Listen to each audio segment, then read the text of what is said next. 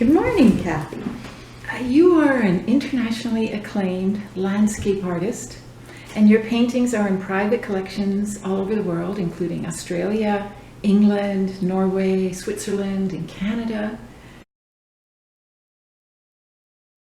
When did you know, or when did you realize that you wanted to spend your life as an artist? Well, that's kind of a tricky question because I had a whole nother career up until about 11 years ago, and my art was kind of on the side. However, when I was in grade 2, I lived outside of Horsefly, BC, and we were about 80 miles from Waynes Lake, which was the nearest little town to where we were. And I had to take correspondence for the year. And my art book had taught all about composition, color mixing, all of the basics for painting. And in that art book was a painting of the wheat fields done by Van Gogh. Oh. And I looked at that and I turned in our little tiny cabin, which had 2 rooms, one for bedroom and one for living in. And on the wall at the back of the bedroom part was that painting in a it looked like it had been torn out of a magazine, probably. And it was all kind of weathered on the edges and was thumbtacked to the wall. And I said to myself, when I grow up, I'm going to paint like that. Wow. And so that was my kind of like first recognition. I always drew. I had taken and gone to the Horsefly school for grade 1, but it was too difficult for me to go there for grade 2. And I would draw on the blackboard and do those things, and people were always interested in what it was that I was drawing. So it was something that I was aware that I had kind of a little bit of a natural ability to be able to do. I was horrible at reading, and I was really bad at math. And so the drawing and the painting was a way that I could excel in my ability to be able to communicate with the rest of the world. Mm-hmm. And so by the time I was 14, I was in adult oil painting classes and was selling my work. And then I went on through the 90s with solo shows, mostly in watercolors at that time because I had young children and there was no water mixable oils. And then when David had his stroke in the summer of 2009, I could no longer do executive coaching, which was what I was doing at the time. And I had to decide, what could I do? What was possible? Because for that first year, he wasn't able to be left on his own. And so I said, well, I can paint. And so I painted, but very quickly, the paintings mounted up, and I thought, well, I better sell them. And that's how I ended up doing it full time. Wow. I had no idea that you worked at your art so recently. I thought this was a lifetime long journey that you'd been on. Didn't realize. It is. However, I had 2 young children as a single parent, and I never imagined that I would be making a living as a full-time artist. It just wasn't within the realm of possibility. I worked in the social service field. I worked for the Ministry of Women's Equality, both as a regional program coordinator and a provincial director for the programs branch and in Victoria. So I had this whole other career as well as doing my artwork. And it wasn't until it was the only door I had open to me that I said, all right, this is what we need to do. And I picked it up full time. But over all of those years, people, because they knew me from when I was young and knew that I had been doing these solo shows in the 90s and things, they would say to me, well, how is the art going? I could tell them anything else I was doing that was exciting. They say, well, how is the painting coming along? Right? So I was never sort of able to let go of that. And I took classes all the way through both college level, community level, independent art classes, all through those years before I finally picked it up full time. What is it about the islands that captures your artistic imagination? Well, Main Island is home. And I'm primarily a landscape painter, no matter where I live or where I am, whether I'm traveling and painting in Europe or whether I'm here. So I love the sea and I love our arbutus trees. And so those are things that, that just sort of make me tingle. And I'm fascinated by light and the effects of light, and both the sea and our trees and those things, they capture the light beautifully, particularly the arbutus trees. You've painted abroad in other countries. Where are some of your favorite places to paint outside of the islands? I painted in Europe for 3 months. We traveled and I painted in Europe. And I really liked Italy. Like we were in Venice and Florence and then on the northwest coast of Italy before we went into the south of France. I enjoyed the south of France as well.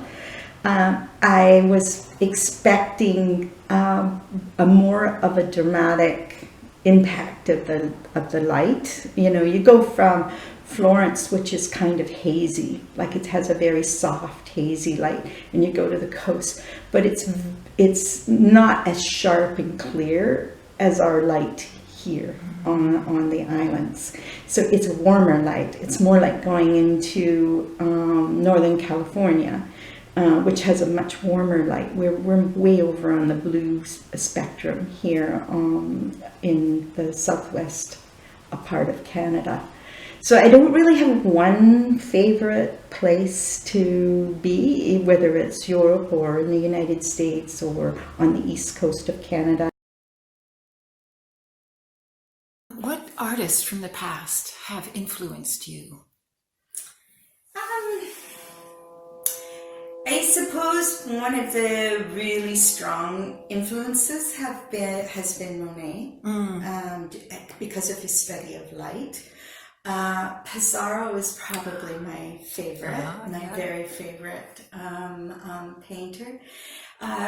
Camille Corot, it has always been of interest to me, and so it's sort of a wide range of influences, very much during that Impressionism, Post-Impressionist, like Matisse is also another kind of favorite. And I think it's very much the painters who spent time understanding the movement of light. So I think what's significant about light, both as a photographer and as a painter, and is that we take it for granted as when we're just walking around. But if you stand for 45 minutes and you're painting a particular subject, you will notice how that light is changing, and your whole view will change before you in that natural light. You can notice it sometimes in even 20 minutes. And here the sea changes color, the sky is changing shape, and so that movement, it's not, light isn't static and still unless you're in an urban environment with artificial light. Is your primary exposure to light. But if you're in natural light and you live in natural light, which we do here on Main Island for the most part, we have no street lights, and so when the lights go, like, you're at the mercy of your natural light till you flip the switch. Every time we have a power outage, we become acutely aware of the length of our day and the movement of light. So that's the kind of, you become aware of where the sun is now and where it's going to be an hour from now, and what impact that's going to have on your subject that you're painting, if you're painting from life. But the thing is that once you do that, once you start that practice, the painters that I've taught, that I work with, they start noticing it no matter what. They start noticing it on their walk. They notice it when they're, on the ferry, they just start to notice all those nuances of the shifting light. And I was taught very young.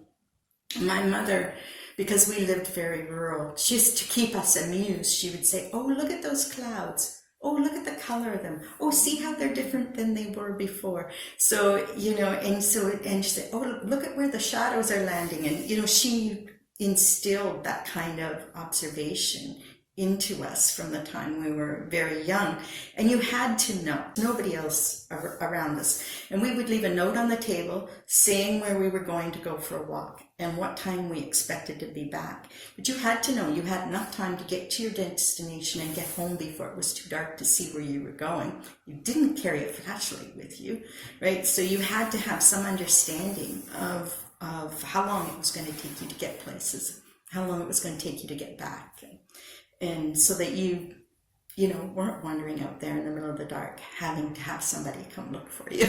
Well, I found that's very good. I like, so what you're pointing out is that I think that I'm in a static world of trees and a grey roof and a red car and stuff like that, but in fact the exact greyness and exact redness will change and the shadow and all that. So we're actually in a continuously changing world that we merely think is a static world. Yes. Okay. So when you go out now and for the next few days, if you start looking, you will see. And if you were going to paint it, you would see, oh, that red, look, it's got some deep purples in it. Oh, it's orange in this spot. And so in order to make it three-dimensional, to be able to make it come alive, you have to understand the nuances of those, so that you're not just looking at the local color of red.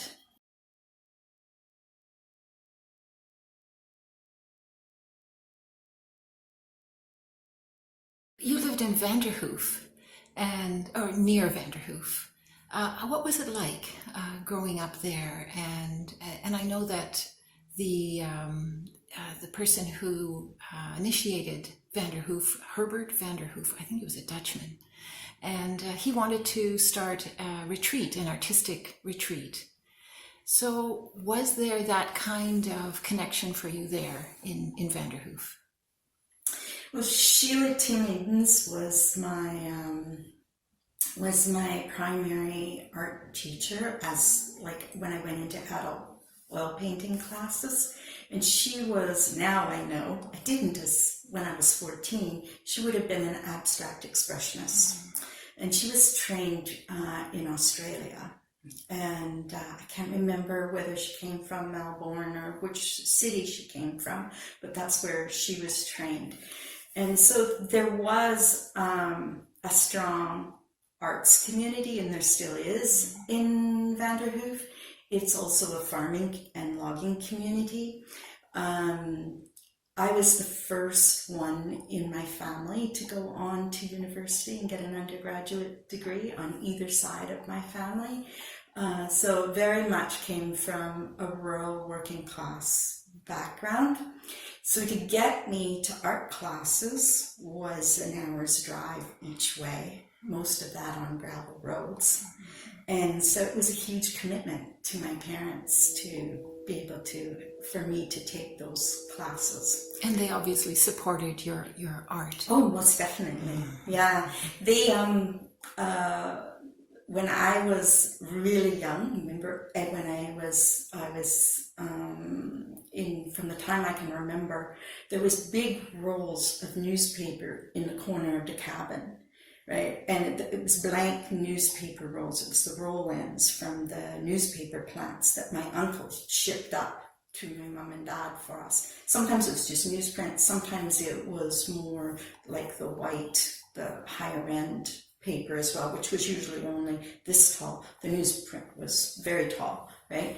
And so we just unrolled it, took the scissors and cut off a piece, and we had all the crayons, and we had tempera paints, we had everything that we needed to do artwork in abundance. Like it was just there. And so we were always encouraged to. You say we, is that, do you mean your siblings? Mm-hmm. I have a brother who's 2 years younger than I am, and another brother 5 years younger, and a sister 12 years younger. And they're all artistic? My sister is. She actually went to MLCAR for a year as well, and she still paints in a very different approach than mine, but interesting nonetheless. Yeah, she's more likely to do animals than that kind of thing. So what about this pandemic? Has it affected your art? Have you noticed any changes? I haven't noticed any changes in, the actual final result, the actual completed work. But I completed 42 paintings last year in 2020. And usually that's the top end. Usually I'm between 30 and 40, depending on the size, if I'm working on larger canvases. And so that hasn't changed. What has changed is that my relationship to my subject, because I've only been painting off island twice last year before March, right? So the whole year was here, which brings you into a place of revisiting the same subjects in a more purposeful way, and getting past kind of the easy compositions that are available, and you're looking for other angles, you're looking for other ways of expression. So it sort of pushes that edge of one's abilities to be able to find what's unique in this day, what's unique in this moment. And it allows you to dig in a way that if you're hopping around like we could before the pandemic, we're not doing, we're not going that extra level down inside of what it is that we're trying to create. Or it's more difficult, it's more challenging to do that. Can you tell us why you wanted to open a gallery with other artists instead of having your own personal private gallery or studio? Well, I have two rooms to the gallery. So the one room is still most often dedicated to my work, and the other room, that's the Arbutus room, is the room that I share with other artists. So I am still able to offer a direct relationship to my own work, and have the other space where I can support other artists and be able to show and share their work and have that expanded reach. The practical side of that is I figure I have about 5 years and I will have outstripped my capacity to paint enough for my market. So I painted 42 paintings last year. 28 of those that are in my inventory found homes. So that meant I have 12 to add to my inventory, which isn't very much. You want more than that. So by representing other artists' work, other landscape artists' work, it allows me to continue to offer a nice variety to the art collectors that are part of my network. And it also feels like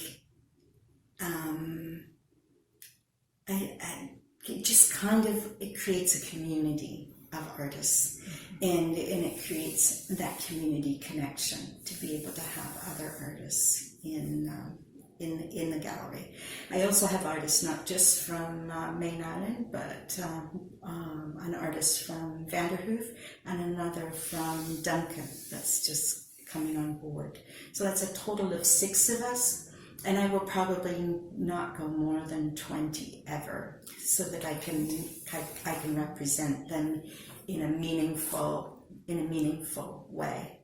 So because my network is international, I can do that. I can seek out landscape painters that are in other locations that I feel that are in line with the vision for the gallery.